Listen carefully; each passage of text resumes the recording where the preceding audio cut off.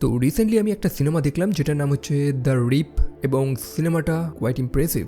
I mean complete সিনেমাতে যেমন BGM use করা হয়েছে, বন্দুকের সাউন্ড, মানে একটা প্রপার অ্যাকশন ক্রাইম থ্রিলার যেমনটা হওয়া উচিত। যদিও সিনেমাতে বেন অ্যাফ্লেক, ম্যাট ডেমনের মতন বহু ভালো ভালো অভিনেতা রয়েছে, একই সাথে সিনেমাটাকে পরিচালনা করেছেন জো কার্নাহান, যার পরিচালিত দ্য গ্রে সিনেমাটা আশা করি আপনারা অনেকে দেখেছেন। তারপর দ্য বস লেভেল, যেটার ভিডিও আমার চ্যানেলে রয়েছে, একই সাথে দ্য A-Team। এই সিনেমাগুলো কিন্তু দারুণ। যাই হোক, নেটফ্লিক্সে আসা এই নতুন সিনেমাটা নিয়েই চলো আলোচনা করা যাক। হে গাইজ, আমি Arnab, welcome to my channel. আর এই ভিডিওতে আমি দ্য রিপ সিনেমাটাকে সম্পূর্ণ এক্সপ্লেইন করব। সম্পূর্ণ সিনেমাটা একটা ট্রু ইভেন্ট থেকে ইন্সপায়ার হয়ে বানানো হয়েছে এবং এই সিনেমাতে অ্যাকচুয়ালি দেখানো হয়েছে যে নার্কোটিক্স ডিপার্টমেন্ট এবং তাদের টিম কি ভয়ঙ্কর একটা মিশন করে এবং তাদের ভেতরেও কি লেভেলের পলিটিক্স হয়। এই তো গল্পের শুরুতে আমরা ক্যাপ্টেন জ্যাকি ভ্যালেসকে দেখতে পাই, যে একজন ইনফরমেন্টের সাথে কথা বলছে। সম্ভবত কেউ তাকে একটা টিপ দিয়েছে। জ্যাকি তার সাথে কথা বলে, তার সিকিউরিটি অ্যাসিওর করে যে তার কোনো সমস্যা নেই। তবে বিপদটা সেই মেয়েটার বা সেই ইনফরমেন্টের না, বরং জ্যাকির ছিল। জ্যাকি হচ্ছে একজন TNT agent, tactical narcotics team, যার উপরে সেই মুহূর্তে একটা হামলা হয়। যারা হামলা করেছে তারা মুখোশ পড়েছিল এবং তাদের হাতে রয়েছে একটা শটগান, যে গুলিতে জ্যাকি চরম ঘায়েল হয়। জ্যাকি সেই ঘায়েল অবস্থাতেও কাউকে একটা কোনো মেসেজ পাঠায়। সেই বার্তাটা পাঠানোর পর জ্যাকি তার ফোনটা জলে ফেলে দেয় এবং নিজের মৃত্যুটাকে অ্যাকসেপ্ট করে নেয়। সেই মুখোশ পড়া মানুষগুলো জ্যাকিকে সেখানেই হত্যা করে ফেলে। আর এখান থেকেই আসল গল্প শুরু হয়। FBI ইনভলভ হয়েছে এখানে। ব্যাপার হচ্ছে যে এই নার্কোটিক্স টিমের উপরে বহু ফেডারেল এজেন্টদের নজর ছিল, কারণ এদের উপরে কারাপশনের কিছু দোষ পড়েছে। এমনও খবর আছে যে টাকা পয়সাগুলো তারা রেড মেরে খুঁজে পায়, সেখান থেকে অর্ধেক তারা ঝেড়ে নেয়। এমনকি সেই মেয়েটা, অর্থাৎ ক্যাপ্টেন জ্যাকি যে মারা গেল, তার মৃত্যুর দায়টাও তার নিজেরই টিমের উপরেই চাপানো হচ্ছে। FBI এজেন্ট ডেল সেখানে বহু TNT এজেন্টের সাথে কথা বলছে, তাদের থেকে জানার চেষ্টা করছে যে জ্যাকির সাথে তাদের কেমন সম্পর্ক ছিল, কি নিয়ে ইস্যু হতে পারে, মানে জ্যাকিকে কেউ কেনই বা হত্যা করবে সেটা নিয়ে তারা কি মনে করে। জ্যাকির সেকেন্ড ইন কমান্ড অর্থাৎ লেফটেন্যান্ট ডেন, সে জানায় যে এখনো পর্যন্ত সম্পূর্ণ এজেন্সি তাদের কাজ কেন শুরু করছে না, মানে সম্পূর্ণ টাস্ক ফোর্স নেমে যাওয়ার কথা, কারণ একজন পুলিশ, একজন TNT এজেন্ট মারা গেছে সেখানে তার নিজেদেরই বন্ধুদের উপরে দোষ চাপানো হচ্ছে। অন্যদিকে আরেকজন এজেন্ট অর্থাৎ জেডি বার্ন, যাকে আমি জেডি বলেই ডাকছি, তার সাথে ক্যাপ্টেন জ্যাকির একটা আলাদা সম্পর্ক ছিল। এখন সেই সম্পর্কের জেরেই হত্যা নাকি অন্য কিছু, যেমনটা বললাম প্রথম থেকেই তাদের উপর দোষ চাপানো হচ্ছে যে টাকা পয়সার কারণেই হয়তো ক্যাপ্টেন জ্যাকিকে হত্যা করা হয়েছে। তো সেই হত্যার পিছনে জেডির কোনো হাত আছে নাকি, সেরকম প্রশ্নই সে করছে। প্রশ্নটা কে করছে? একজন FBI এজেন্ট ডেল, যে হচ্ছে জেডির নিজেরই ভাই। আর এরকম টাইপের প্রশ্ন করার জন্যই দুই ভাইয়ের মধ্যে সেখানে লেগে গেছে মারপিট। তারপরে লিউটেন্যান্ট ডেন এবং জেডি সাক্ষাৎ করে। তারা দুজন খুব ভালো বন্ধু। জ্যাকির মৃত্যুর কারণে তারা দুজনেই আপসেট, যদিও তাদের এই প্রফেশনে এরকম রিস্ক তো আছে এবং সেটাকে তাদের অ্যাকসেপ্ট করতেই হবে। তো পরে তারা হ্যাং আউট করছে সম্পূর্ণ টিম। সেখানে তারা কিছু পসিবল রুমার্স নিয়ে আলোচনা করছে, এই যেমন কিছু ড্রাগ কার্টেলদের ফেলে রাখা কিছু টাকা। কথার মানে হচ্ছে যে বড় বড় মাফিয়া কার্টেল যারা রয়েছে তারা তাদের বেআইনি টাকা পয়সাগুলো তো কোথাও না কোথাও তো লুকিয়ে রাখে এবং এই TNT টিমের কাজই হচ্ছে সেগুলোকে খোঁজা। এখন সেই টাকা থেকে যদি কেউ অল্প স্বল্প ঝেড়েও দেয় তাহলে কিন্তু কেউ জানতে পারবে না, এরকমই দোষ এই টিমটার উপরে রয়েছে। তবে তাদের আলোচনা শুনে এইটুকুনি তো মনে হচ্ছে যে তারা সৎ। অন্যদিকে লিউটেন্যান্ট ডেন আলাদা ছিল এবং আননোন নাম্বার থেকে তার একটা মেসেজ এসেছে, একটা টিপ এসেছে। হাইলেয়া নামক একটা জায়গাতে একটা বাড়িতে সম্ভবত প্রচুর ক্যাশ রয়েছে, মানে সেই কার্টেলদের বানানো বেআইনি সব ক্যাশগুলো। অন্যদিকে সম্পূর্ণ টিম তো দেখলাম পার্টি করছে। সেখানে নিক্স নামক আরেকজন মানুষও চলে আসে, যে হচ্ছে একজন DEA এজেন্ট অর্থাৎ ড্রাগ এনফোর্সমেন্ট অ্যাডমিনিস্ট্রেশন। এরা হচ্ছে বেসিক্যালি একটা স্পেশালাইজড টিম, যখন বিষয়টা নাগালের বাইরে চলে যায় তো তখন এদের প্রয়োজন হয়। তো এরা সবাই একে অপরকে চেনে, ভালো বন্ধুত্ব আছে এদের মধ্যে। তো সেই মুহূর্তে লিউটেন্যান্ট ডেন সেখানে চলে আসে এবং তার সেই টিপটার কথাটা জানায় যে তার কাছে একটা টিপ এসেছে, হাইলেয়াতে একটা বাড়িতে কার্টেলদের লোকানো হয়তো প্রচুর ক্যাশ রয়েছে সেখানে, তো সেখানে এখন যেতে হবে। এখন সবাই তো সেখানে পার্টি করছে, তাদের কাজ শেষ হয়ে গেছে। এই কাজটা করার জন্য কি তারা ওভারটাইম পাবে? একদমই না।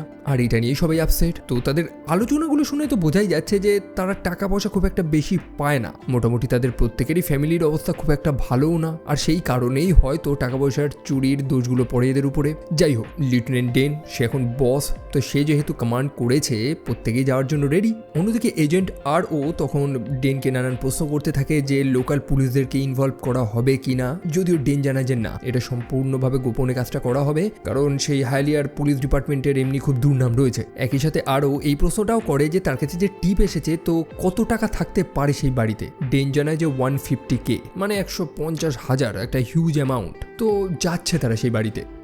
লিউটেন্যান্ট ডেন তখন ড্রাইভিং করছিল এবং তার হাতে একটা ট্যাটু দেখতে পারি, দুটো হাতেই লেখা রয়েছে কিছু লেটার লাইক AWTGG এবং আর একটা হাতে লেখা রয়েছে WAAWB। সেটার মানেটা কি সেটা আমরা পরে জানবো। তো অবশেষে তারা সেই লোকেশনে এসে পৌঁছেছে। লোলো মানে আরেকজন এজেন্ট, সে তার কুকুরটাকে নিয়ে যায় যে প্রচণ্ড ঘেউ ঘেউ করছে। মেয়েটা আন্দাজ করতে পেরেছে যে এই স্থানে প্রচুর ক্যাশ রয়েছে, তবে হুট করে তো তারা সেই বাড়িতে রেইড মারতে পারে না। যে বাড়িতে থাকে তার কনসেন্ট নেওয়া প্রয়োজন। এখন সম্মতি কিভাবে নেবে তারা? এখানে তাদেরকে মিথ্যে কথা বলতে হবে।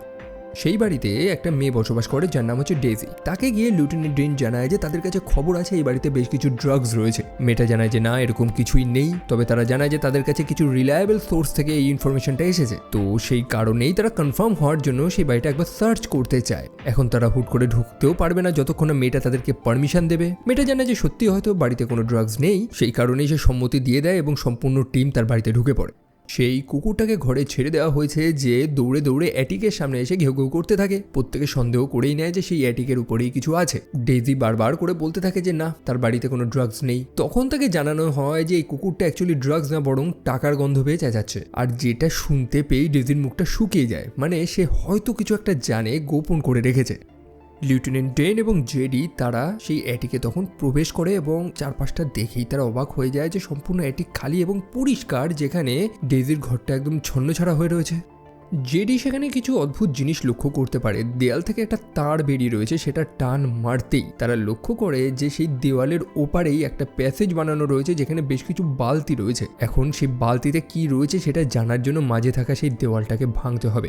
তারা স্লেজ হ্যামার দিয়ে সেই দেওয়াল ভাঙা শুরু করে। অন্যদিকে ডেজিকে তখন জেডি এবং লিউটেন্যান্ট ডেন নানান প্রশ্ন করা শুরু করে।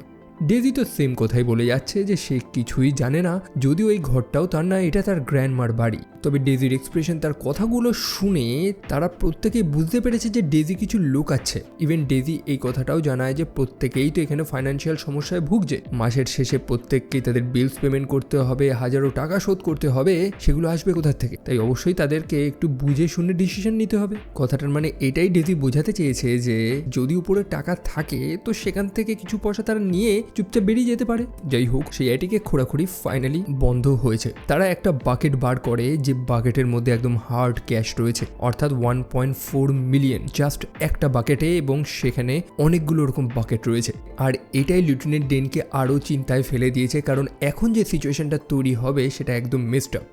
সে কাউকে বিশ্বাস করতে পারছে না, সেই কারণে লিউটেন্যান্ট ডেন প্রত্যেকের কাছ থেকে তাদের ফোনটা চেয়ে নেয়। কেউ যাতে বাইরের কারোর সাথে কন্ট্যাক্ট না করতে পারে, কারণ এখানে একটা হিউজ অ্যামাউন্টের টাকা রয়েছে, আর টাকার জন্য মানুষ সবকিছু করতে পারে। যদিও ডেন কিন্তু জেডির থেকে ফোনটা নেয়নি। জেডি তাকে প্রশ্ন করে যে কত টাকা টিপ এসেছিল তার কাছে, মানে কত টাকা থাকতে পারে এখানে। ডেন জানায় যে 300K। তবে ডেনকে যখন আর ও প্রশ্ন করেছিল যে কত টাকা টিপ সে পেয়েছে, ডেন তখন জানিয়েছিল যে 150K। এবার সে বলেছে 300K। কেসটা আসলে কি? যাই হোক, টাকার অঙ্কটা অনেক বেশি এবং জেডি কোনো রিস্ক নিতে চায় না। সে তৎক্ষণাৎ এই স্থান থেকে টাকা নিয়ে বেরোতে চায়, যখন তখন এখানে আক্রমণ হতে পারে। তবে লিউটেন্যান্ট ডেন আবার প্রোটোকল ফলো করতে চায়। তারা ক্রাইম সিনেই আগে টাকাটাকে গুনবে যে কত টাকা আছে, তারপর তারা রিপোর্ট করবে। অলরেডি এই ডিপার্টমেন্টের খুব বদনাম। তারপর যদি তাদের উপরে কেউ দোষ দেয় যে এখানে টাকা বেশি ছিল এবং তারা কম টাকা ফেরত দিয়েছে, তখন কি হবে? সেই কারণে যা হিসাবপত্র এখানেই হবে, এখানেই তারা টাকা গুনবে, যেটা প্রচণ্ড রিস্কি এবং সময় সাপেক্ষ। সেই কারণেই জেডি চায় যে তাদের হায়ার অফিসিয়ালসদের ডাকতে, তার সিনিয়র, ইভেন সে তার নিজের ভাইকেও ডাকার জন্য অনুমতি চায়, যে একজন ফেডারেল এজেন্ট। তবে লিউটেন্যান্ট ডেন কাউকে এখানে ইনভলভ করতে চায় না, কারণ সে কাউকে বিশ্বাস করতে পারছে না। খবর রুটে কোথা থেকে কোথায় চলে যাবে কেউ জানে না। ইভেন সে জানায় যে টাকাগুলো নিয়ে গ্যারেজে চলে যেতে এবং সেখানে গিয়ে তারা কাউন্ট করবে, কারণ ঘরের পাতলা প্লাস্টারের দেওয়ালের এপার ওপার গুলি খুব ইজিলি ট্রাভেল করতে পারবে। মানে সে জানে যে কিছু একটা ঝামেলা হতে পারে, তাই আগে থেকে প্রিকশনস নেওয়া প্রয়োজন। সেই মুহূর্তেই তারা দেখতে পারে যে বাইরে একটা পুলিশের গাড়ি সেখানে চলে এসেছে। দুজন পুলিশ এসেছে সেখানে, যাদের সাথে কথা বলার জন্যই ডেন এবং জেডি চলে যায়। পুলিশগুলো প্রশ্ন করতে থাকে যে এখানে কি হচ্ছে এবং তাদেরকে কেন খবর দেওয়া হয়নি বা এই টিপটা তাদেরকে দেওয়া কেন হয়নি। জেডি তখন একটু উগ্রভাবেই উত্তর দেয় যে এই পুলিশগুলো তো নিজেদের কাজ ঠিক মতন করতে পারে না, কোনো ধরনের ইনফরমেশন তারা গোপনও রাখতে পারে না, সেই কারণেই তাদেরকে কেউ বিশ্বাস করে না। আর তখনই জেডির চোখটা আরেকজন পুলিশ অফিসারের উপরে পড়ে এবং জেডি যেন তাকে চেনে। যাই হোক, আর কথা বাড়াবাড়ি হয় না, সে পুলিশগুলো চুপচাপ সেখান থেকে বেরিয়ে চলে যায়। অন্যদিকে জেডি জানায় যে সে সেই পুলিশটার মুখটা আগেও দেখেছে, কারণ এদেরকে আগে সাসপেন্ড করা হয়েছিল চরম কারাপশনের কারণে, মানে টাকার ঘাপলা অনেক কিছুতে এরা জড়িত ছিল। যাই হোক, সেই পুলিশগুলো তো চলে যায়, তবে তাদের বডি ল্যাঙ্গুয়েজগুলো পড়ে লিউটেন্যান্ট ডেন বুঝতে পেরেছে যে এখানে কিছু একটা খারাপই হবে। সে সবাইকে বলে দেয় যে তাদের বন্দুক এবং বুলেট প্রুফ ভেস্টগুলো পরে রেডি থাকতে। অন্যদিকে আরও তার মধ্যে আবার খুব চিন্তা যে লিউটেন্যান্ট ডেন তাদের কমান্ডকে কেন জানাচ্ছে না। সবাই আরোকে পাল্টা প্রশ্ন করতে থাকে যে তার এত চুলকানি কিসের। লিউটেন্যান্ট ডেন তাদের বস, সে যা আদেশ দেবে সেটাই তাদেরকে করতে হবে, আবার এত প্রশ্ন কিসের এখানে। যাই হোক, ডেন জানিয়ে দেয় যে এখন তারা টাকাগুলো গুনবে এবং অবশ্যই এটার জন্য প্রচুর সময় লাগবে। একই সাথে তাদেরকে এক্সট্রা ম্যাগাজিনও নিয়ে রাখতে বলেছে যদি প্রয়োজন পড়ে। তবে সেই আরও লুকিয়ে লুকিয়ে তার কাছে থাকা একটা বার্নার ফোন দিয়ে কাউকে মেসেজ করে এই টিপটা দিয়ে দেয়। যাই হোক, আরও নামটা একটু অদ্ভুত লাগছে, আমি তাকে মাইক বলেই ডাকছি। তো মাইক এই মেসেজটা কাকে পাঠিয়েছে সেটা কিন্তু এখনো দেখায়নি। অন্যদিকে ডেইজি, সেও সত্যটা জানিয়ে দিয়েছে যে হ্যাঁ, কিছু কার্টেল মেম্বার তার বাড়িতে টাকা লুকিয়ে রেখেছে এবং তারা এরকমও বলেছিল যে ইনকেস যদি পুলিশদের হাতে সেই টাকাগুলো ধরা পড়ে যায় তো পুলিশটা সেই টাকাগুলো চুপচাপ নিয়ে পালিয়েও যেতে পারে। ডেইজি যে বলেছিল না একটু আগে যে তাদের যেটুকুনি টাকা প্রয়োজন সেটা নিয়ে চুপচাপ তারা চলে যাক, সেটারই কথা বলছে। লিউটেন্যান্ট ডেন ডেইজির প্রোফাইল যখন চেক করে সে জানতে পারে যে ডেইজি একজন পুলিশ ইনফরম্যান্ট ছিল একটা সময়, নিজের বয়ফ্রেন্ডকেই পুলিশদের হাতে ধরিয়ে দিয়েছিল সে একটা সময়। এখন এরা ভাবছে যে ডেজি হয়তো ইচ্ছে করেই এই টিপটা দিয়েছে যাতে এই টাকাগুলো পুলিশেরা খুঁজে পেয়ে যায় এবং রুলস অনুযায়ী সেই অ্যামাউন্টের 20% ডেজি পেয়ে যাবে, সেই কারণেই সে টিপটা দিয়েছে। সেই মুহূর্তে সেই বাড়ির টেলিফোনে একটা কল আসে, একটা আননোন নাম্বার থেকে কল এসেছে যে জানায় যে 30 মিনিটের মধ্যেই এই বাড়ি খালি করতে, নইলে খারাপ কিছু হয়ে যাবে। মাত্র 150K এর জন্য তারা প্রত্যেকে নিজেদের জীবন হারাবে, জিনিসটা দেখতে ভালো লাগবে না, তাই না? মোটমাট এটা একটা থ্রেট। তবে এই কলটা শোনার পর জেডি সরাসরি ডেনের সাথে প্রাইভেটে কথা বলতে চলে যায়। অ্যাকচুয়ালি লিউটেন্যান্ট ডেন জেডিকে জানিয়েছিল যে তার কাছে টিপ এসেছে যে এখানে 300K রয়েছে, তবে যে ফোন করেছিল সে জানায় যে এখানে মাত্র 150K রয়েছে। তো লিউটেন্যান্ট ডেন কি মিথ্যে কথা বলেছে তাকে? এটা নিয়েই জেডি এবং ডেনের মধ্যে তর্ক লেগে গেছে। জেডি তখন সেই টিপটা দেখতে চায়। ডেনের কাছে যে ইনফরমেশনটা এসেছে, যে বলেছে যে এখানে নাকি এত টাকা রয়েছে, সেই টিপটা কোথায়, সেটা কোনো কাগজে লেখা বা কোনো মেসেজ, সেটা কোথায় সেটা সে দেখতে চায়। তবে লিউটেন্যান্ট ডেন সেটা দেখাচ্ছে না, সে বেশি একটা কথাও বলছে না, যার কারণে জেডি তার উপরে সন্দেহ করতে থাকে যে সে কিছু তো একটা লোকাচ্ছে। সেই কারণেই সে নিক্সকে ফোন করে, অর্থাৎ ডিইএ, এবং তাকে ডেনের ব্যাপারটা সম্পূর্ণ জানায়। আর তখন নিক পাল্টা জেডির এমনভাবে মগজ ধোলাই করতে থাকে যে সব দোষ যেন ডেনের উপরেই পড়তে থাকে। প্রথমত জেডির একটা প্রমোশন হওয়ার কথা ছিল, সেটা হয়নি, বরং সেটা ডেনের হয়েছে। অন্যদিকে রিসেন্টলি ডেনের ছেলে মারা গিয়েছে, 10 বছর বয়সী ছেলে ক্যান্সারে মারা গিয়েছে। একগুচ্ছ ঋণে ডুবে রয়েছে সে, তার মাথাটাও খারাপ, বউ ছেড়ে চলে গিয়েছে। তো তাকে সত্যি বিশ্বাস করাটা এই মুহূর্তে তো কঠিন। অর্থাৎ নিক্স এমনটাই বোঝানোর চেষ্টা করছে যে হয়তো ক্যাপ্টেন জ্যাকির সেই হত্যার পিছনে লিউটেন্যান্ট ডেনের হাত রয়েছে এবং সম্ভবত এখানে যে টাকাটা রয়েছে সেটা সে হাতানোর চেষ্টা করছে। নিক্স জেডিকে জানায় যে কাউকে কল করতে না, ইভেন তার ভাই অর্থাৎ এফবিআইকেও যাতে সে না জানায়। নিক্স এবং তার টিম কয়েক মিনিটের মধ্যেই আসছে।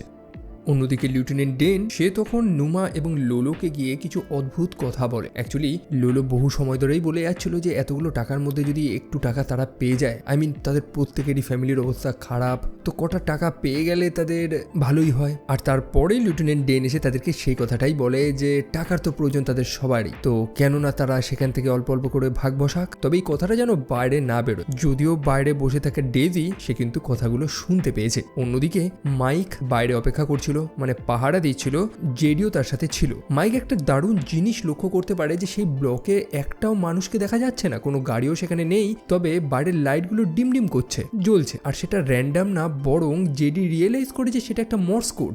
অর্থাৎ সেই কার্টেলগুলো যাদের টাকাই এই বাড়িতে লুকানো রয়েছে তারা জানতে পেরে গেছে যে এখানে পুলিশের রেইড মেরেছে, তারা অ্যালার্ট হয়ে গেছে। তবে কে অ্যালার্ট করলো, কে এই লাইটগুলোকে এই কোডের মতন ইউজ করছে, এটা দেখার জন্যই জেডি চলে যায়। অন্যদিকে মাইক যে গোপনে তার সেই বার্নার ফোন দিয়ে কারোর সাথে কথা বলছে, তারাও টিম রেডি করছে, শীঘ্রই হানা দেবে। অন্যদিকে লিউটেন্যান্ট ডেন ডেজির সামনেই তার বসের সঙ্গে সম্ভবত কথা বলছে, যাকে জানায় যে তাদের এখানে 150K মতন টাকা পেয়েছে তারা। তবে ডেজি একটু আগেই তো শুনেছিল যে তারা এর অনেক বেশি টাকা পেয়েছে এখানে। একই সাথে ডেজি এটাও তো শুনেছে যে সেই লিউটেন্যান্ট এবং বাকি দুটো মেয়ে নুমা এবং লোলো তারা মিলে টাকা ভাগাভাগি করে নেবে। তো এই কথাগুলো ডেজি মাইককে জানায় যে লিউটেন্যান্ট ডেন এবং সেই মেয়ে দুটো তারা মিলে টাকাগুলো ভাগাভাগি করে নেওয়ার ধান্দা করছে। এখন মাইক এটা শুনে তো শকড, সে তো এই ব্যাপারে কিছুই জানে না যে এখানে টাকা ভাগাভাগির ব্যাপার হয়েছে।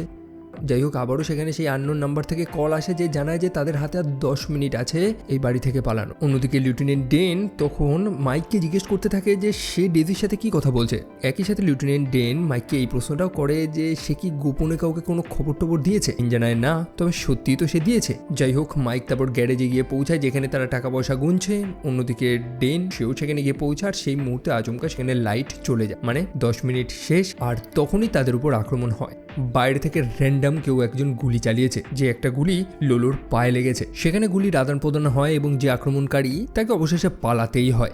ডেন এবং মাইক সেই মানুষটার পিছু করে। তারা একটা গাড়ি নিয়ে এসেছিল, যে গাড়িতে টোটাল 3 জন ছিল। তো অবশেষে তারা 3 জন সেই গাড়ি নিয়ে সেখান থেকে তো পালা। অন্যদিকে জেডিও সেখানে চলে এসেছে এবং তার সাথে রয়েছে একজন অ্যাকচুয়াল কার্টেল মেম্বার, যে এই স্থানে স্কাউট করছিল, সেই টাকাটার উপরে নজর রাখছিল। ডেজির ঘরে যে টাকাটা রয়েছে এটা এদেরই টাকা এবং এরা কিন্তু এই পুলিশদের উপরে আক্রমণ করেনি। সেই মানুষটা সরাসরি তার ফোনে তার বসের সাথে কন্ট্যাক্ট করিয়ে দেয়, যে লিউটেন্যান্ট ডেন এবং জেডিকে সব সত্য কথাগুলো জানায়। তারা জানায় যে এই টাকার খেলাটা অনেকটা চেসের মতন, দাবার মতন। আজকে তারা হেরেছে, তাই পুলিশরা সেই টাকাটা নিয়ে কি করবে সেটা তাদের ব্যাপার। কিন্তু আজকে রাতে যে আক্রমণটা হয়েছে সেই আক্রমণে তাদের কোনো হাত নেই। এই কোনো কার্টেল মেম্বার তাদের উপর আক্রমণ করেনি। ইভেন রিসেন্টলি যে একজন পুলিশ মারা গিয়েছে, অর্থাৎ ক্যাপ্টেন জ্যাকির কথা বলা হচ্ছে, যে শুরুতে মারা গিয়েছিল, তার কারণে এই কার্টেলদের ব্যবসাতেও অনেক ক্ষয়ক্ষতি হয়েছে। কথার অর্থ হচ্ছে জ্যাকুর মৃত্যুর সাথে এই কার্টেল মেম্বারদের কোনো সম্পর্ক নেই। তাহলে জ্যাকিকে হত্যাটা কে করলো এবং এই স্থানে আক্রমণটাই বা কে করলো?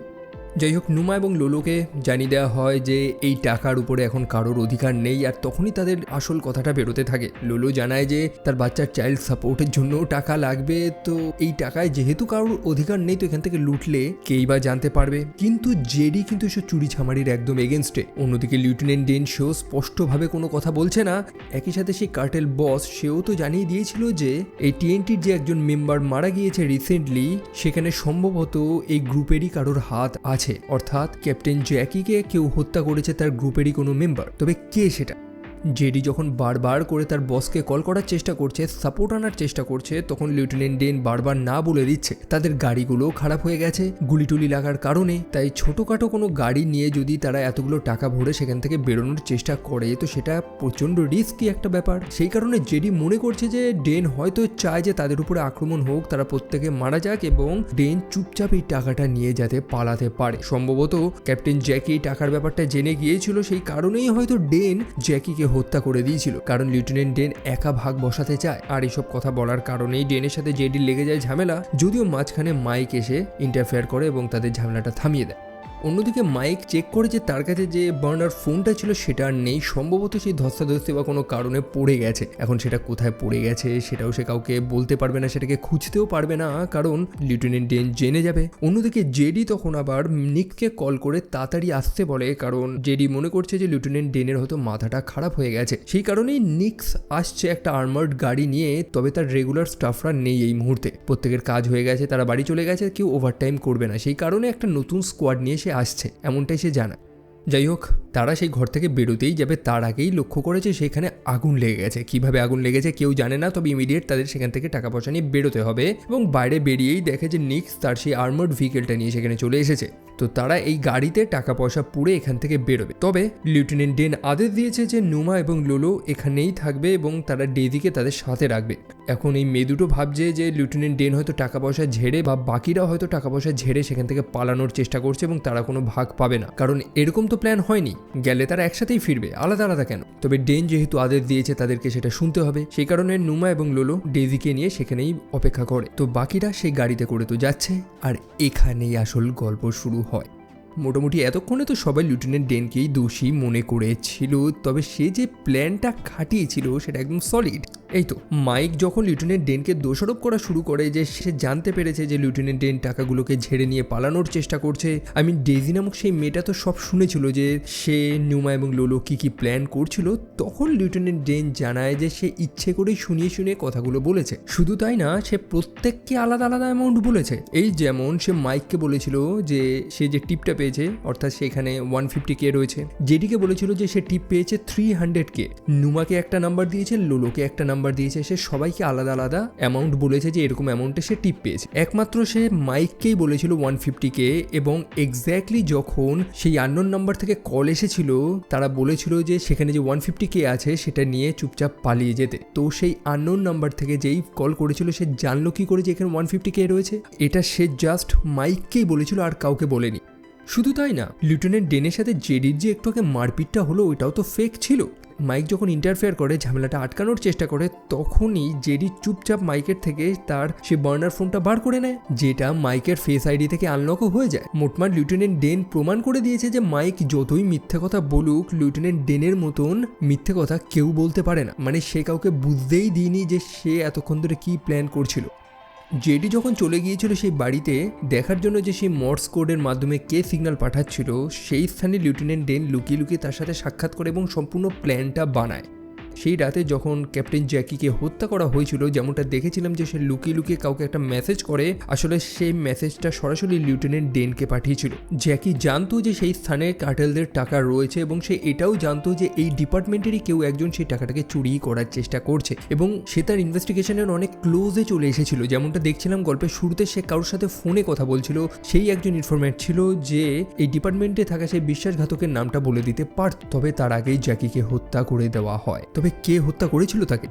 যাই হোক, এইটুকুনি তো জানা গিয়েছে যে মাইক গোপনে গোপনে কাউকে ইনফরমেশনগুলো পাঠাচ্ছিল।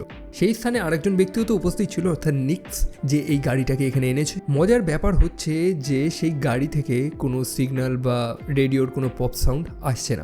তারা প্রায় 20 মিলিয়নস নিয়ে সেই রাস্তা দিয়ে যাচ্ছে, তাদের সিকিউরিটিকেই বা দেবে? ডিসপ্যাচ থেকেও কোনো কল আসছে না। নিক্সের যে বাকি মেম্বাররা ছিল তারাও কিন্তু এখন নেই, সম্পূর্ণ আলাদা মানুষদের এনেছে সে এখানে। নিক্স জানায় যে প্রত্যেকের ছুটি হয়ে গেছে, কেউ ওভারটাইম করবে না, মানে ওভারটাইমের অ্যাপ্রুভাল পায়নি। তবে কথাটা কতটা সত্য? জেডি প্রশ্ন করে যে এই মুহূর্তে তাদের এই ভ্যানটা কে চালাচ্ছে, একই সাথে পিছনে আরেকটা গাড়িও তাদেরকে এসকর্ট করছে, সেই গাড়িতে কারা আছে? এমনকি কোনো পসিবিলিটিস আছে যে শুরুতে যে দুটো পুলিশ সেই স্থানে চলে গিয়েছিল দেখার জন্য, যাদের সাথে ডেন এবং জেডির প্রায় ঝামেলায় লেগে যাচ্ছিল, তাদের মধ্যে কি কেউ উপস্থিত আছে এখানে? মাইকে একটা লাস্ট চান্স দেওয়া হয় যে তার সাথে আর কে কে রয়েছে। সবাই তো বুঝেই গেছে যে নিক্স রয়েছে এটাতে, তবে নিক্স স্বীকার করছে না। সেই কারণে মাইক তার সেই বার্নার ফোন থেকে সরাসরি একটা রিডায়াল মারে এবং নিক্সের ফোনটা বেজে ওঠে। নিক্স বুঝতে পেরে যায় যে সে ফেসে গিয়েছে, সেই কারণে সে মাইককে গুলি মারার চেষ্টা করে, তবে গুলিটা তার কানে লাগে। সেখানে চরম ধাস্তাধাস্তি হয়, ড্রাইভার মারা যায়, এবং অবশেষে পিছনের গাড়ি থেকে যারা এসকর্ট করছিল সেখান থেকে একজন এসে সেই গাড়িটাকে ড্রাইভ করা শুরু করে, আর সেটা আর কেউ না, সেই স্থানে যে প্রথমে দুটো পুলিশ এসেছিল তাদের মধ্যেই একজন। যাই হোক, নিক্স হাতে বন্দুক দেখিয়ে প্রত্যেককে তো ভয় দেখাচ্ছে। সে জানায় যে সে কোনো ঝামেলা চায় না, বরং এই টাকাটা যদি তারা সবাই মিলে শেয়ার করে নেয় তো সারা জীবন একটা রাজার মতন জীবনযাপন করতে পারবে তারা। আর তখনই জেডি তাকে প্রশ্ন করে যে জ্যাকিকে কে হত্যা করেছে। নিক্স জানায় যে মাইক হত্যা করেছে, তবে মাইক জানায় যে না, নিক্স ট্রিগারটা টিপেছিল, সে হত্যা করেছিল, সে মিথ্যে কথা বলছে। আর তখনই আমরা সেই ফ্ল্যাশব্যাকের সিনটা দেখতে পাই যেটা গল্পের শুরুতে হয়েছিল, যখন জ্যাকিকে হত্যা করা হয়েছিল। সেই যে দুজন গানম্যান ছিল মুখোশ পরা, তারাই ছিল মাইক এবং নিক, যেখানে নিক্স গুলি মেরে জ্যাকিকে হত্যা করেছিল। তবে এখন কি হবে? ওয়েল, জেডি অনেক আগেই তার ভাইয়ের সাথে কন্ট্যাক্ট করে নিয়েছে, অর্থাৎ FBI এর সাথে কন্ট্যাক্ট করে দিয়েছে এবং তার লাইভ লোকেশনটা তাকে পাঠিয়ে দিয়েছে। সেই কারণেই রাস্তার মাঝখানেই FBI সম্পূর্ণ টিম নিয়ে তাদেরকে ঘিরে ফেলে। নিক্স তখন জানায় যে এখানে ঝামেলার কোনো প্রয়োজন নেই, বরং টাকাটা তারা শেয়ার করে নিতে পারে, অথবা তারা একত্রে এই টাকাটা ডোনেট করে দিতে পারে, যেখানে তাদেরকে একটা হিরো মনে করা হবে। TNT, DEA, এক্সভ্যাট এতগুলো টিম একত্রিত হয়েছে এই টাকা খাওয়ার জন্য, সেখানে FBIও একটু টাকা খাবে, এটা অসম্ভব তো কিছু না, তাই না? তবে আলোচনার মধ্যেই মাইকের যায় মাথাটা খারাপ হয়ে সে একটা বন্দুক তুলে এলোপাথারি গুলি চালাতে চালাতে টাকার একটা ব্যাগ নিয়ে সেখান থেকে বেরোনোর চেষ্টা করে। অন্যদিকে নিক্স সেই আর্মার্ড ভেহিকেলটা নিয়ে সেখান থেকে পালানোর চেষ্টা করে। জেডি আর একটা গাড়ি নিয়ে তার পিছু করে তাকে ধরবে বলে অন্যদিকে লিউটেন্যান্ট ডেন মাইকের পিছু করে। জেডি নিক্সকে চেস করতে করতে ফাইনালি তাকে ধরতে পেরে যায়। অন্যদিকে ডেনও মাইককে হাতে পেয়ে যায়, তাদের মধ্যে মারপিট হয়, তবে অবশেষে মাইক সারেন্ডার করে। অন্যদিকে জেডি নিক্সকে ক্ষমা করে না, কারণ নিক্স কিন্তু জ্যাকির উপরে গুলি চালিয়েছিল এবং এই জ্যাকিকেই কিন্তু জেডি ভালোবাসতো। অ্যান্ড ফার্স্ট অফ অল, তারা যে টাকার ব্যাগটা নিয়ে পালাচ্ছিল সেটার মধ্যে টাকা ছিল না, জাস্ট তার মধ্যে কাগজপত্র, ম্যাগাজিন সেইগুলো ছিল। আসল টাকা সেই মেয়েগুলোর কাছে সেফ রয়েছে। তো জেডি ফাইনালি নিক্সকে সেখানে গুলি মেরে হত্যা করে দেয়, অর্থাৎ জ্যাকির মৃত্যুর বদলাটা সে নিয়ে নেয়। অবশেষে ডিএ তার সম্পূর্ণ টিম পাঠায়, সেই টাকাগুলোকে তারা সিকিওর করে নেয় এবং সেগুলোকে কাউন্ট করে যে কত টাকা রয়েছে। যেমনটা ডেন প্ল্যান করেছিল যে তারা এখানে গুনবে ক্রাইম সিনে, তারপরে তারা টাকাটাকে ফেরত দেবে। যেমনটা তারা কাউন্ট করেছিল, যতটা পেয়েছিল ততটাই ফেরত দিয়েছে তারা। এবং ডেইজি সেখান থেকে 20% পেয়েছে, অর্থাৎ 4 মিলিয়ন, যেটা একটা হিউজ একটা মানি। তবে সে কেনই বা পেল? আসলে ডেইজি অনেক কিছু জানে যেটা ডেইজি কাউকে বুঝতে দেয়নি। গল্পের শুরুতে জ্যাকি যার সাথে ফোনে কথা বলছিল প্রোটেকশন দেওয়ার জন্য, সেটা সম্ভবত ডেইজি, যে জ্যাকিকে সেই ইনফরমেশনটা দিয়েছিল টাকার ব্যাপারটা। ইভেন এই টিএনটি টিমের যে কিছু কারাপ্ট মেম্বার রয়েছে সেই ইনফরমেশনগুলো তার কাছে রয়েছে। লিউটেন্যান্ট ডেন যখন ডেজির প্রোফাইলটা চেক করেছিল, সে তো লক্ষ্য করেছিল যে ডেজি একজন স্নিচ, মানে গোপন পুলিশের ইনফরম্যান্ট। এরকম কাজ সে আগেও করেছে। তবে এবার সে একটু ভয়ে ছিল, কারণ এবার টাকার অ্যামাউন্টটা অনেকটা বেশি। কার্টেলরা তার বাড়িকেই বেছে নিয়েছিল টাকাগুলোকে রাখার জন্য, এবং এই টাকাগুলোর খবর সে কাকে দেবে? টিএনটিকে দেবে, তবেই তো সে সেই টাকার থেকে শেয়ার পাবে। তবে টিএনটি সেই টাকার এক অংশ তাকে দেবে কিনা সেটা নিয়ে তার সন্দেহ ছিল, কারণ বহু টিএনটি কারাপ্ট মেম্বার রয়েছে সেখানে, যারা ইজিলি ডেজিকে হত্যা করে সম্পূর্ণ টাকাটাই তুলে নিতে পারতো। সেই কারণেই ডেজি নিজের প্রোটেকশন নিয়ে চিন্তা করছিল। তো অবশেষে এত কিছুর পর সে এই টাকাটা ডিজার্ভ করে। অন্যদিকে দুই ভাইয়ের মধ্যেও একটা হ্যাপি এন্ডিং আমরা দেখতে পাই, কারণ শুরুতেই তাদের দুজনের মধ্যে তো মারপিট লেগে গিয়েছিল, তবে তারা দুজন ভাই একে অপরকে হেল্প করবে, এটাই তো স্বাভাবিক। অবশেষে লিউটেন্যান্ট ডেন ডেইজিকে তার প্রশ্নের উত্তরটা জানায় যে তার হাতে যে ট্যাটুগুলো রয়েছে, যে লেটারগুলো লেখা রয়েছে, তার মানেটা কি। ডেনের ছেলে মারা গিয়েছে ক্যান্সারে 10 বছর বয়সে। তার হাতে AWTGG যেটা লেখা ছিল, সেটা হচ্ছে তার ছেলের শেষ কথা, যেটা সে লিউটেন্যান্ট ডেনকে বলেছিল, অর্থাৎ আর উই দ্য গুড গাইজ। এবং অন্য হাতে যেটা লেখা ছিল সেটা হচ্ছে we are and always will be, যেটা লিউটেন্যান্ট ডেন তার ছেলেকে শেষবারের মতন বলেছিল। তো এই ওয়ার্ডগুলোর গুরুত্ব তার কাছে অনেকটা বেশি, সেই কারণেই সেটাকে ট্যাটুর মতন করে সে তার হাতে লিখে রেখেছে, তার ছেলের স্মৃতি সেটা। যাই হোক, ডেইজিকে সে গুড বাই জানায় এবং জানিয়ে দেয় যে এবার একটু ঝামেলা থেকে দূরে থাকতে। এবং ফাইনালি ডেন এবং জেডির মধ্যে আর কোনো ঝামেলা নেই। আফটার অল তাদের দুজনের কোঅপারেশনের কারণ নেই, ফাইনাল কালপ্রিটকে তারা ধরতে পেরেছিল। তবে মাঝখান থেকে জ্যাকিকে জীবন দিতে হয়েছে, তারই কথা মনে করে তারা দুজন বিচে বসে সূর্যোদয় দেখে, এবং এই সিনেমাটা এখানেই শেষ হয়। তো সবশেষে কেমন লেগেছে আমার এই সিনেমাটা শুরুতেই তো বলে দিয়েছি, এবং আবারও বলছি, সম্পূর্ণ সিনেমার মিউজিক একদম চরম ছিল। মোটমাট একটা জমজমাটি ক্রাইম থ্রিলার এক্সপিরিয়েন্স ছিল এটা। তো আমি হাইলি রিকমেন্ড করছি। তবে আমার ভিডিওটা আপনাদের কেমন লেগেছে সেটা কিন্তু জানাতে ভুলবেন। চাইলে চ্যানেলটা সাবস্ক্রাইব করতে পারেন এবং আমাকে সোশ্যাল মিডিয়াতেও ফলো করতে ভুলবেন না, যেগুলোর লিঙ্ক ডিসক্রিপশনে রয়েছে। তো দেখা হচ্ছে সেখানে আপনাদের সাথে। ভালো থাকবেন, সাবধানে থাকবেন, টেক কেয়ার অ্যান্ড বাই।